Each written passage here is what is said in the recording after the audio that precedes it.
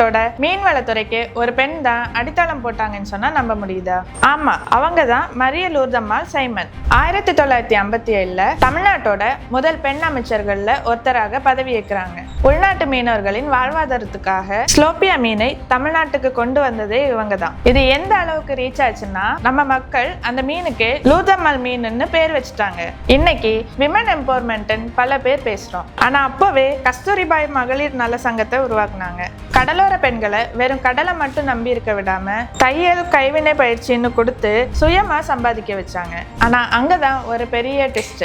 இவங்க கொண்டு வந்த நல்ல விஷயமே இவங்களுக்கு எதிராக மாறுது. அது எப்படின்னா, பழமையான பருத்தி வலைகளுக்கு பதிலா நைலான் வலைகளையும் புதுசா மோட்டார் போட்ஸையும் அறிமுகப்படுத்தினாங்க. இதோட வேல்யூ புரியாத பாரம்பரிய மீனவர்கள் அடுத்த எலெக்ஷன்லயே அவங்களையே தோக்கடிச்சிட்டாங்க. அவங்க வாழ்க்கை நமக்கு தரும் பாடம் இதுதான். சீர்திருத்தங்களை எப்பவும் மக்கள் உடனே ஏத்துக்க மாட்டாங்க. ஆனா நமக்கு கிடைச்ச பவரை வச்சு எத்தனை பேரோட வாழ்க்கையை மாத்துறோங்கிறது தான் நிஜமான சாதனை. இந்த மாதிரி ஹிடன் ஹிஸ்டரிஸ்க்கு ஃபாலோ பண்ணுங்க.